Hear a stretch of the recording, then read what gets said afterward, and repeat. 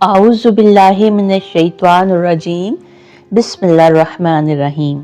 आज हम कुरान मजीद की 14वीं सूरत इब्राहीम का तारुफ और मरकज़ी पैगाम जानेंगे। सूरत इब्राहीम एक निहायत बामकसद और फ़िक्र अंगेज़ सूरत है जो इंसान को अल्लाह की नेमतों, शुक्रगुजारी और हक़ व बातिल के अंजाम के बारे में गहरी सोच की दावत देती है। ये सूरत मक्का मुकरमा में नाजिल हुई। इसमें 7 रुकू और आयात की तादाद 52 है। इस सूरत का नाम हज़रत इब्राहीम अलैहिस्सलाम के नाम पर रखा गया है क्योंकि इसमें इनकी एक अहम दुआ और इनके मिशन का जिक्र तफसील से आया है।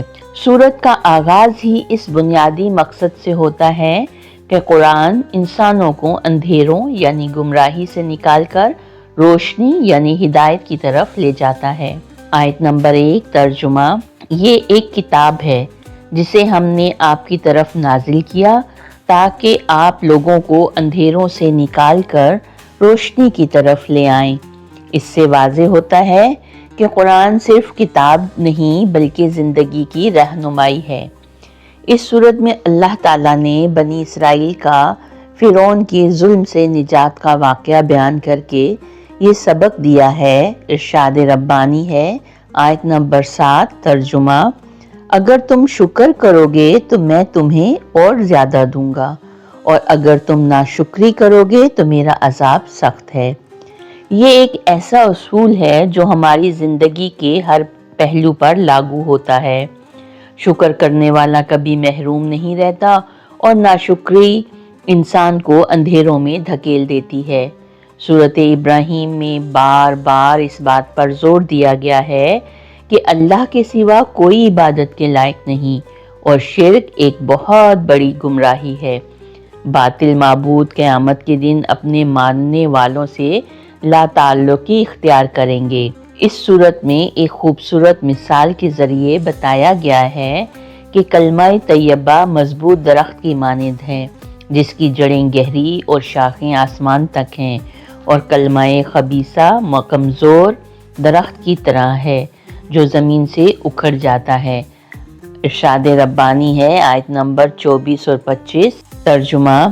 क्या तुमने नहीं देखा कि अल्लाह ने पाकीज़ा बात की मिसाल एक पाकीज़ा दरख्त की तरह बयान की है जिसकी जड़ मजबूत है और इसकी शाखें आसमान में हैं।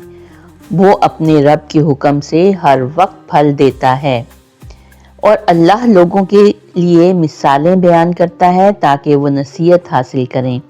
इस सूरत का सबसे दिल को छू लेने वाला हिस्सा हज़रत इब्राहीम अलैहिस्सलाम की दुआ है। आयत नंबर 40 और 41 इरशाद रब्बानी है। तर्जुमा।